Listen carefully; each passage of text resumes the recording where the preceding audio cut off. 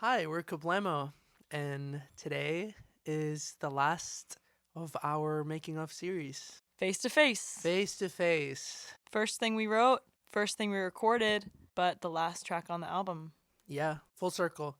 Mhm. It all started in this very garage, being the last video of our making of series. We wanted to shout out the rumor it happened. This whole album, like we've said before, has been a learning experience of our music making and producing skills. February 2020, I believe. February 2020. We were learning a little bit about recording drums. We had enough mics to kind of mic up a drum set. We were getting really excited about recording. So was Joe. Shout out to Joey Polito. Yeah. He's in the band On Pink. You should listen to On Pink. Great They're band. amazing. It was at a time where we realized that Wednesdays after a recording class, we all had free time. So we would all get together, mic up the drums. Yeah, we were just really like experimenting with recording, and we just needed songs to record, so we kind of wrote one. Definitely the stars aligned for this particular era in 2020 because Joe wanted to be an audio engineer. This was a learning experience for him. We also wanted to get more serious about Kablamo. The three of us had been in the original iteration of Kablamo, which was the jam band iteration. So it all made sense. Like, oh, this is Kablamo. We're learning how to mic stuff. We're writing these songs and letting the creative juices run free. So for Face to Face, we came to the garage. I feel like it happened instantly. We started jamming a little bit, and you came up with that. Joe just grabbed the bass and went in. So good at bass. Came up with the verse. And then we were like, we have to write another section. It was very on the spot. It was like, all right, what's next? And I remember I started playing the first part of the riff for the chorus. It was just super workshopped. Like, But, we were just really sitting fast. and talking through every single note, but it was like very quick decisions. Like, okay, like this note next. Like, okay, good. Moving on to Right. the next note. I kept trying things right, and then Julia was like, "No, keep going up. Like, Keep going up, ascending. let's just." And I just was like, I don't know. I remember it felt kind of like a high for a second. I was like, "All right, let's go." And to this day is one of my favorite riffs I've ever written, to be honest. And then Joe just came through and wrote like the sickest bass line ever. Should we play the bass line? Yeah, let's play the bass line.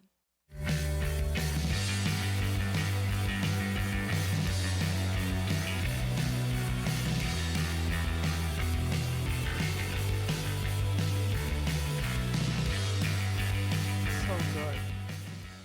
It's so good. What I love about it is that there's so much movement. It's super driving. So first we did our first demo of this song.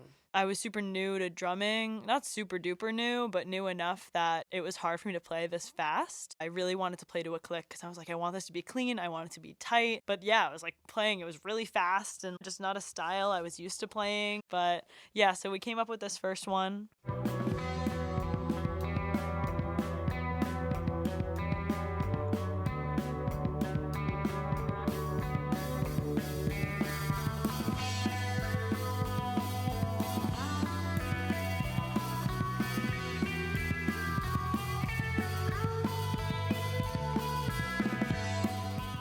Bass was different. It was also faster. We ended up re-recording it. It sounded so good. I don't know exactly what it was. I guess my drums weren't that tight, and like I guess maybe you wanted to redo the bass. We needed more tries to get it right. You know what I'm saying? Like, Yeah, I think another reason is because Joe got this beefy snare. yeah, Joe pulled up with the snare. He said, "Guys, I got this snare, and we have to record it." So we re-record the song, and we go a little harder this time. Joe comes with his friend and bandmate's bass and pedal board. Tom Giuzio, also shout out. Great bass, great pedal board. He used this pedal called the Rainbow Machine. Got this crazy chorus sound. I mean, I could go on about the tone and the bass in this song, but he just nailed it. And he changed the rhythm of the verse also. It wasn't eighth notes anymore. It was more like dun dun dun dun dun dun dun dun dun dun, which is also more drivey. So another money move by Joey Polito. So we just changed the tones and stuff and did the second version, right? Yeah, here it is.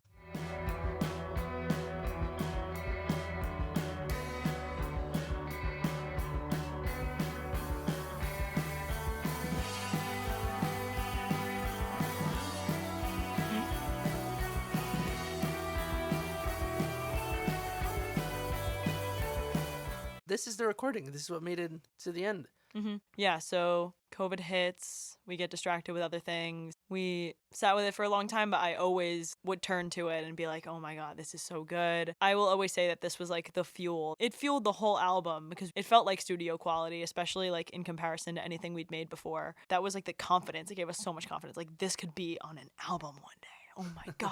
It was also called the Dive Song because the riff was so much like Dive. Yeah, that was the name of the demo. And For a very long time, it was called the Dive I Song. really name dropped Dive this entire series. I think it's still original. Like, the melodies are very different. Mm-hmm. The production. Because when we wrote the melodies, Mm-hmm. we had this in the back burner for a while. In 2021, when we started getting real about the album and this song had survived all the cuts so far, Mm-hmm. I remember I was in this garage Mm-hmm. on the desk and I was like, melodies are happening today. Like, I had Mhm. my notebook, everything. And then I was like, you know, like, what's the vibe? Like, I don't know, I get like Nirvana vibes. So I went to Smells Like Teen Spirit and, you know,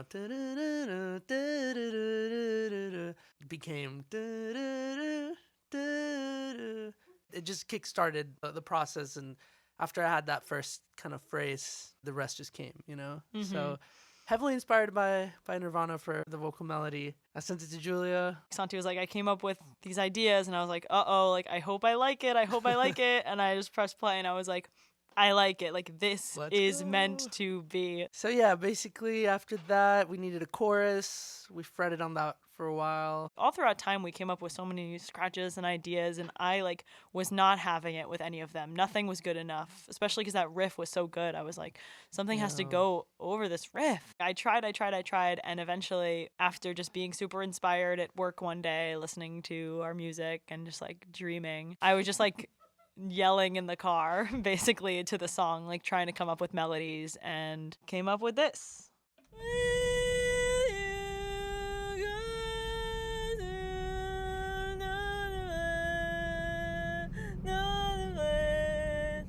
So sick. I think what Um, sold me was that it's like, oh, like I can maybe push like the high register of my voice. Like Mhm. that could be cool. When you were scratching them down yourself, you kind of came up with like little variations. You true, definitely yeah. like took what I came up with and like changed it a little bit And as made it you my could maybe own. hear. Yeah, you made it your own.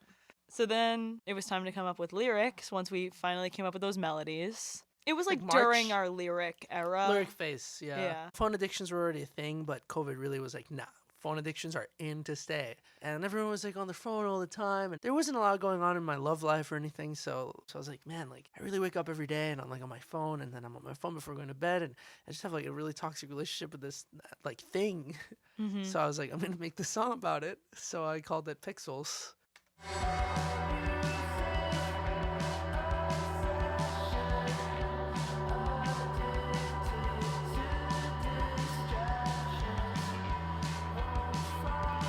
What's up?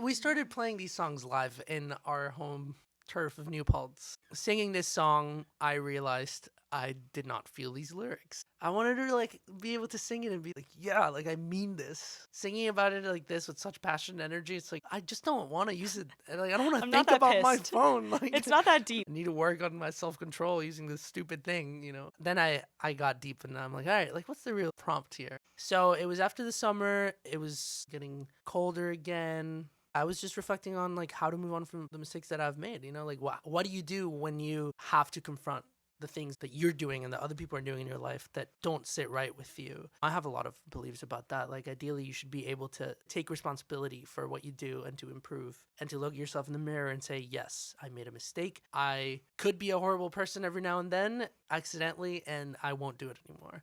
And it's so much easier to just run away and ignore it and be in denial. But the more you do that, the more likely it is that you'll do it again. And it's a bad cycle. I was also surrounded by people who, in my point of view, some of them were doing that precisely, making mistakes, being very kind of like careless about the way they interacted with other people and not taking the time to necessarily face it. No tea, no shade, but definitely was experiencing people running away carelessly and me being kind of affected by it and them not taking responsibility for it. So it's simultaneously my experience in the receiving end also turned into, hey, that sucks. I don't want to do that.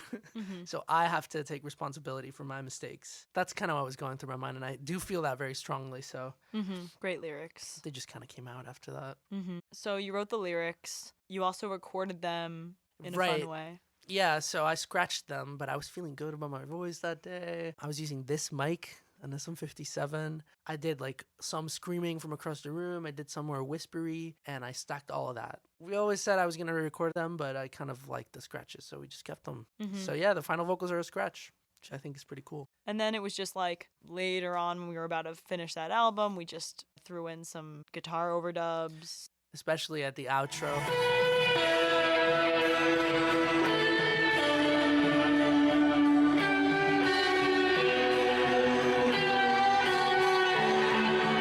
Another money move that Mr. Ippolito made was that at the end when we do this outro, he switches to this sick bass line. And I was always obsessed with it. So to like really reinforce it, I was like, we have to have like really heavy guitars there. The album's ending, it's this climactic moment. Like I wanted to really go in. So we did. Let's hear it.